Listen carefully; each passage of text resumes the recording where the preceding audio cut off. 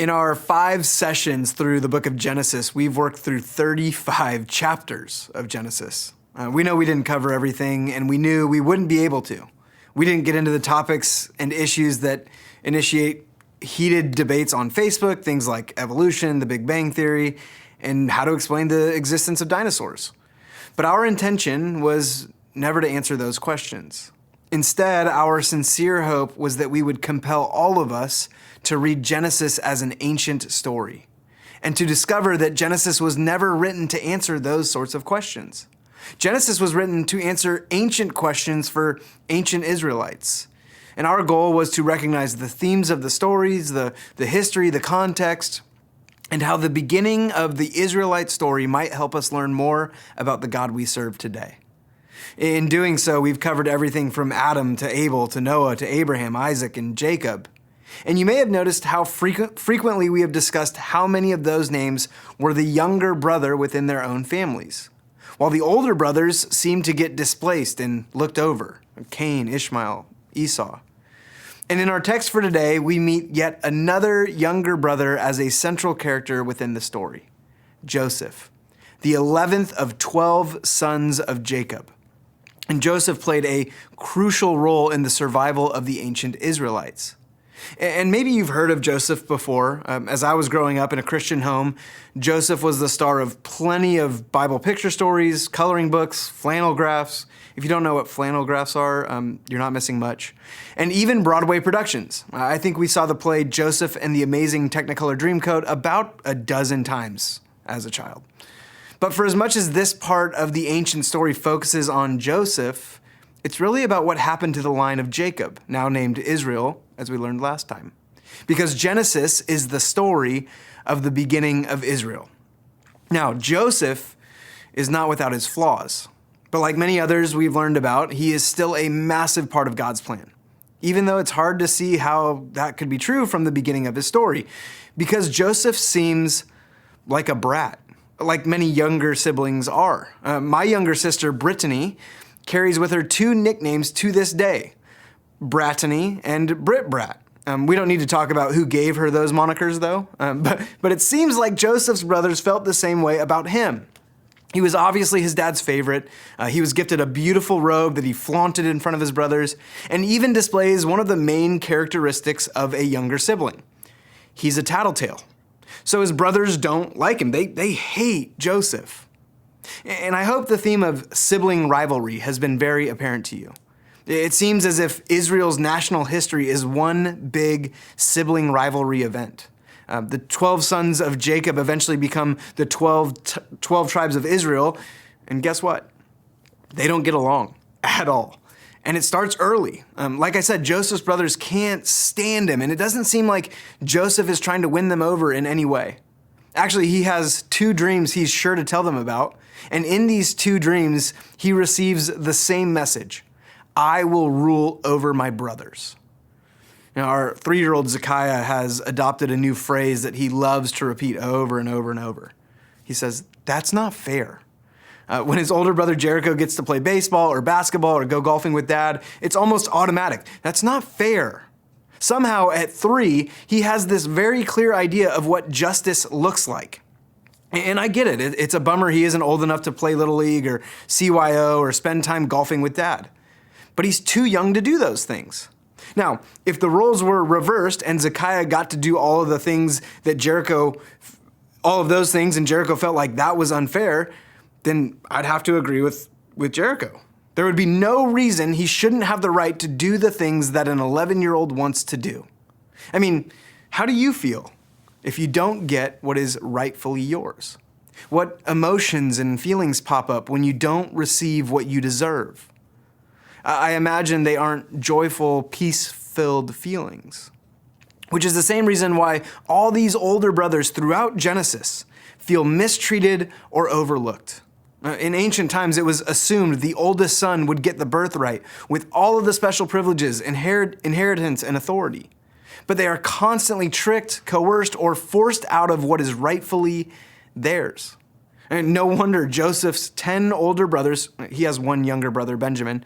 No wonder his 10 older brothers hate him and even get to the point where one day when they see him coming from a distance, say this in verse 19 and 20 of Genesis 37. You can go ahead and turn there with me now.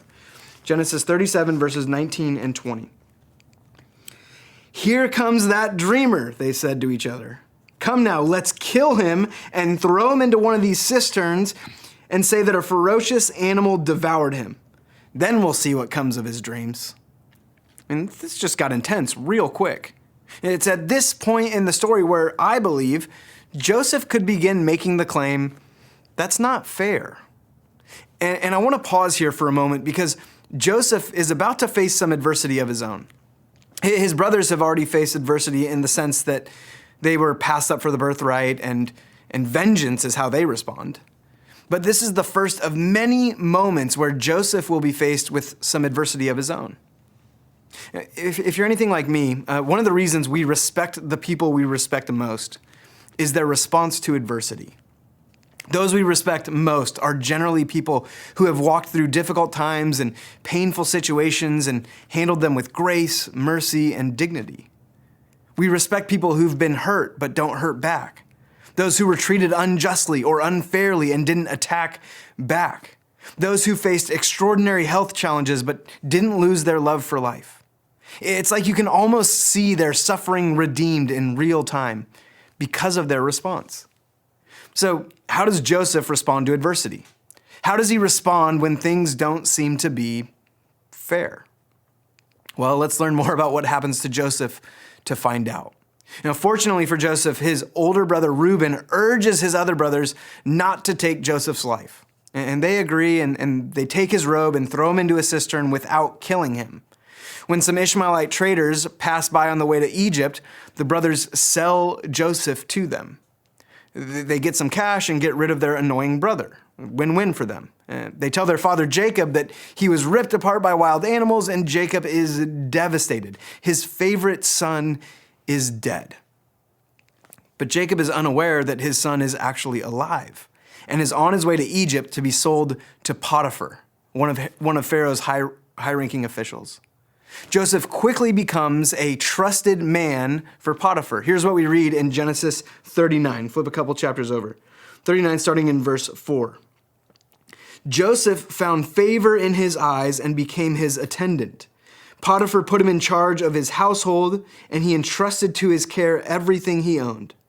From the time he put him in charge of his household and all of that he owned, the Lord blessed the household of the Egyptian because of Joseph. The blessing of the Lord was on everything Potiphar had, both in the house and in the field. So Potiphar left everything he had in Joseph's care. With Joseph in charge, he did not concern himself with anything except the food he ate." It sounds like Joseph's got a pretty good deal going on. Unfortunately, some more adversity is about to strike. Apparently, Joseph is a pretty good-looking dude because Potiphar's wife has a thing for him. And such a thing that one day while they're alone in the house, she tries to seduce him. But Joseph refuses. During all of this attempted seduction, Potiphar's wife gets a good hold of his cloak, and when Joseph turns to run away, he leaves his cloak firmly in her grasp. So first the robe from his dad, and now this, the dude just can't seem to hang on to his clothes. Potiphar's wife uses Joseph's cloak as proof for the lie that it was actually Joseph who seduced her. Potiphar believes his wife's lie and throws Joseph in jail. Again, Joseph could be saying, that's not fair. But while Joseph was in the prison, the Lord was with him. He showed him kindness and granted him favor in the eyes of the prison warden. While he's in prison, the Lord is with him. While he was punished for doing something he wouldn't do and didn't do, God is with him. While he's being treated unjustly, God is with Joseph. Do you ever have moments where you want to say, God, where are you? And God says, I'm right here with you. But it doesn't feel like God is right there with you, so we still say, where are you? And God responds, I'm right here with you. I imagine this is what is going on for Joseph. But even still, we read that while Joseph was in prison, the Lord was with him and God showed him kindness. Now, the word translated kindness in our English text, in Hebrew, it actually means loving kindness. It's a covenant word. And throughout most of our English Old Testament, it's translated loving kindness. And the implication is that Joseph considered himself in some sort of a covenant relationship with a God who had seemingly done nothing for him lately. So what did this loving kindness look like? Well, go back to the verse we just read. He granted him favor in the eyes of the prison warden, which is confusing. Because if God is with you and God is for you, why do you have any sort of relationship with a prison warden? If God is with you and for you, then you're not in prison, especially not for something you didn't even do. That's definitely not fair. But his story goes on. Remember, Joseph has an interesting connection with dreams. In ancient days, the ability to interpret dreams was extremely valuable. And it just so happens that while Joseph is in prison, Pharaoh's cupbearer and baker both have dreams they don't understand. So Joseph interprets the dreams. He tells the cupbearer that he will be restored to Pharaoh's good graces and tells the baker that his head will get chopped off and his body impaled on a pole, which will become bird food. We don't learn whether or not anyone else was there, but I don't think after the baker's interpretation, anyone else was like, hey, could you interpret my dream next? Well, it turns out both dreams came true. And Joseph asked the cupbearer to put in a good word for him with Pharaoh. But the cupbearer forgets. Again, that's not fair. At least until Pharaoh starts having some dreams of his own. Dreams about 7 fat cows getting eaten by 7 skinny cows and 7 fat stalks of wheat getting eaten by 7 skinny stalks of wheat. And Pharaoh is freaked out. His own magicians don't know what the dreams mean, even though that's their job. And the cupbearer overhears all this and all of a sudden goes, oh yeah, I was in prison. We don't need to worry about why. We're good, Pharaoh. But I was in prison with this Hebrew guy who nails it when it comes to interpreting dreams. So Pharaoh sends for Joseph and says, I hear you can interpret dreams.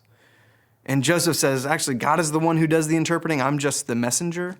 Seems like he's learned a little bit of humility in prison. So Pharaoh tells Joseph about his dreams, and Joseph knows right away exactly what they mean. Egypt will have 7 years of abundance, followed by 7 years of famine. And the famine will be much worse than the abundant years. And then Joseph does the unthinkable right after this. He leans in and begins to tell Pharaoh what to do. He begins to advise Pharaoh, and he says, Pharaoh, here's what you need to do. You need to appoint somebody and put them in charge of this problem. There needs to be somebody who wakes up every single day focused on solving this problem and preparing Egypt during the 7 years of plenty for the 7 years of famine. So Joseph, a Hebrew prisoner, saves Egypt from destruction. Now, this should prompt some of the promise we've learned about throughout Genesis. The Israelites will be a blessing to the nations. Here, Joseph is a blessing to Egypt. Now, several generations later, those same Egyptians would turn on the Hebrews and enslave them. But we'll save that story for when we go through Exodus later on this year. So, back to Joseph. Joseph is then promoted from prisoner to Pharaoh's right-hand man in charge of preparing for the famine. And Jacob and the rest of his family are still back in Canaan. When the famine hits Jacob really hard, he sends his remaining sons, except for his youngest, Benjamin, his new favorite. He sends them to Egypt to try and buy some grain. Now, if you remember, Abraham also went to Egypt back in Genesis 12 because of a famine.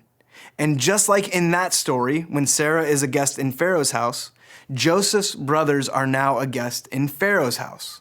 This will also come up again in Exodus when we get there, when the Israelites are slaves to Pharaoh.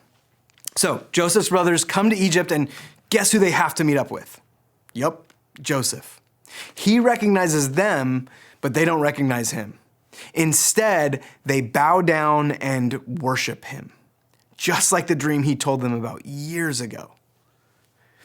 But this ancient story isn't about payback. There's a deeper lesson the author wants the readers to learn.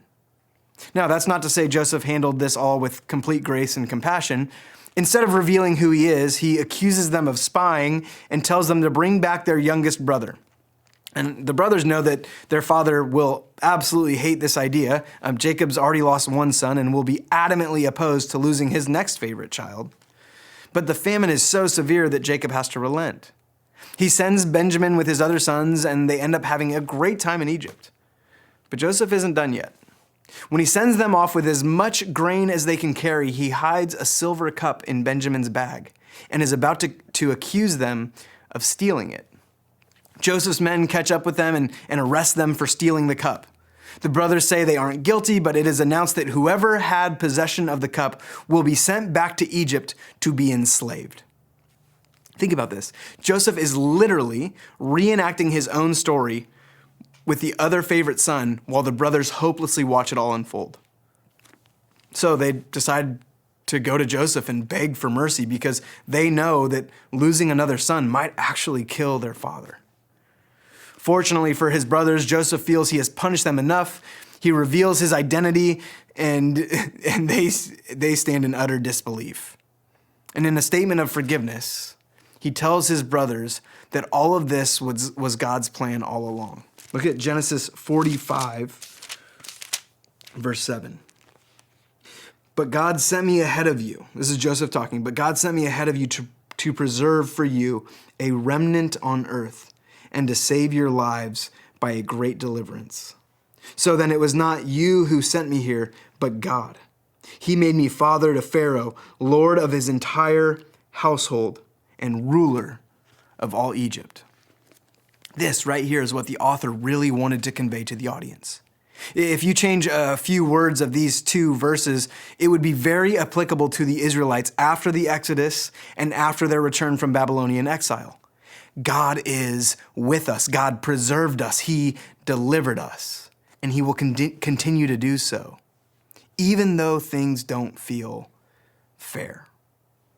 Overjoyed, Joseph sends his brothers back, and Pharaoh invites Joseph's entire family to join him in Egypt, giving them the best land available. Jacob hears the news and is beside himself, stunned and absolutely overcome with joy. Joseph is alive. Now, all of the Israelites migrate to Egypt and remain there as we end the story of Genesis. And they do really well in Egypt. Genesis 47:27, we read this. Now the Israelites settled in Egypt in the region of Goshen. They acquired property there and were fruitful and increased greatly in number. Now, after everything we have seen, after every mistake they made, God is still with the Israelites, blessing them and increasing their number, which is right in line with the ancient command that we started off with way back in Genesis 1, verse 28. As Genesis wraps up, Jacob, nearing death, blesses his son Judah, and in verse 10 of chapter 49 shares a blessing that points ahead to a king on whom all Israel's hopes will be placed. First, King David, but also traditionally understood to be referencing the one true king, Jesus. But there's one more little snag. Eventually, Jacob dies, and once they buried Jacob and had this elaborate funeral, they all come back to the land of Egypt, and the 10 brothers who sold Joseph into slavery get together, and they think, man, you know what? Maybe Joseph was just waiting for our father to die before he exacts his revenge.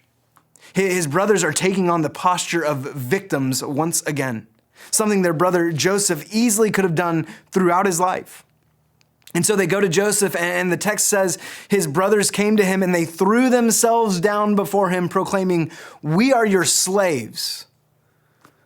But Joseph said to them, Genesis 50, chapter 50, verse 19. Joseph said to them, "Don't be afraid. Am I in the place of God? Am I in the place of God?" Like, guys, don't you understand? God was in this. God worked through this. Am I in the place of God?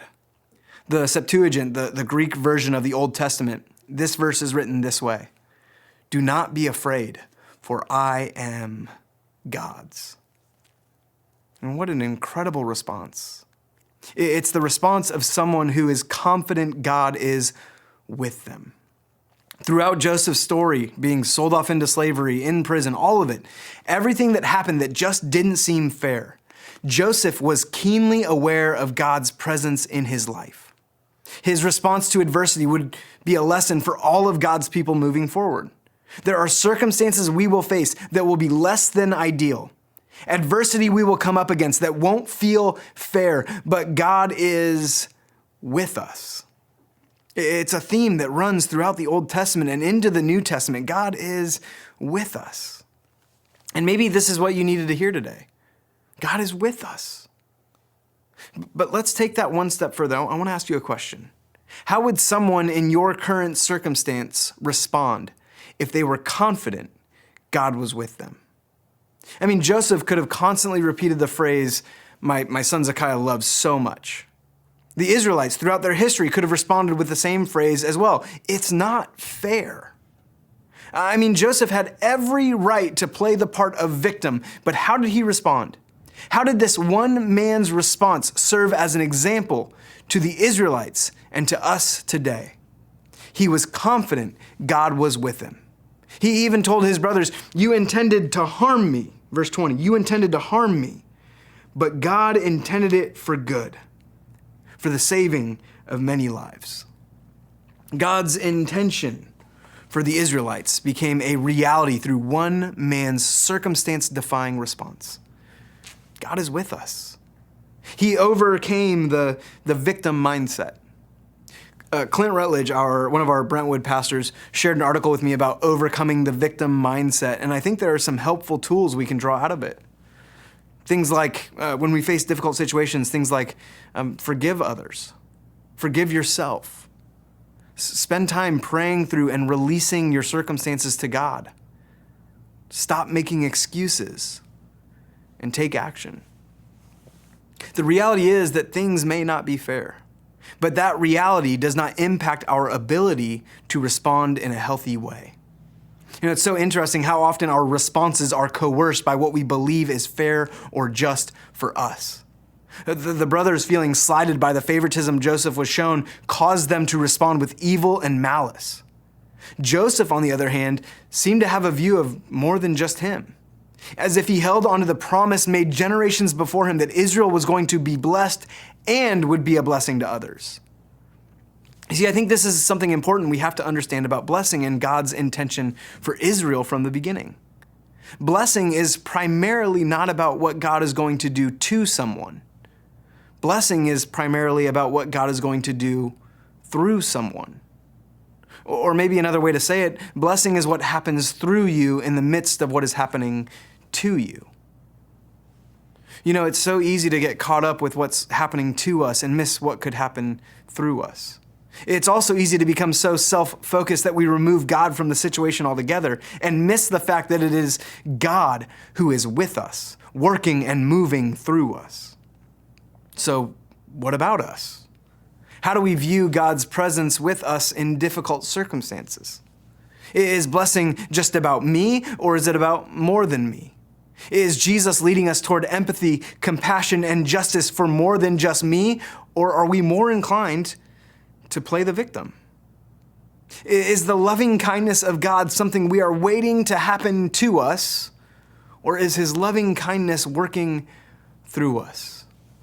Are we more concerned with what should be ours or whose we are? Do we care more about what is rightfully ours, what we rightfully deserve, what is fair for me, or are we responding out of the presence of God within us? I hope you'll sit with some of those questions this week. You know, in his letter to the church in Corinth, Paul wrote this, I have the right to do anything, you say, but not everything is beneficial. I have the right to do anything, but not everything is constructive. No one should seek their own good, but the good of others. No one should seek their own good, but the good of others. Joseph's response led to the good of others. That's how someone who is confident in God's presence responds to adversity. Someone who is absolutely confident there is more to their circumstances than meets the eye. That their current situation is not the whole story. They're simply part of a much bigger story that God is redeeming and restoring. Remember, blessing is primarily about what happens through you, not what happens to you. So again, let me ask, how would someone in your current circumstance, whatever situation you're going through right now, whatever you're dealing with, how would someone in your current circumstance respond if they were confident God was with them? I'll close with this. I can't help but read this story about Joseph and think about my dad. My dad has been battling renal cancer for 7.5 years. He is one of the most Christ-centered, surrendered, humble, kind, compassionate, I could go on and on, people that I've ever met. I respect him so much. And if there is anyone who doesn't deserve to get cancer and go through all of the painful treatments and the side effects of those treatments, it's my dad. But from the moment he received his diagnosis, I have yet to hear him proclaim, "That's not fair," because of what he has endured. Not once has he acted like the victim of the cancer that he has. There was one time he did whine a little bit, actually. It was right after he had a tumor removed and was still pretty drugged up. I walked into his hospital room and asked how he was feeling, and he said, "Getting old sucks." But in that same conversation, he also promised to leave my mom and dad's house to me and not my sister whenever that time comes. He claims he doesn't recall any of that, so I'd say that in his right state of mind, he's never complained. Actually, my dad would go as far as to say that his cancer is a blessing. There are countless people that have watched how my dad has responded to the adversity of everything he has gone through, and it has drawn them closer to God. They experienced Jesus through my dad. They've experienced blessing through my dad, and that brings him so much joy. Now, throughout my life, I've told people that if I can be half the man my dad is, then I'll feel like I did all right. But watching him respond to adversity, to what does not seem fair at all, I'm just hoping I can somehow learn from and live out a fraction of the legacy that's been left for me. That when things feel unfair, I can consider the blessing of what God might want to do through me, regardless of what is happening to me. The same lesson these ancient Israelites were being implored to hold on to.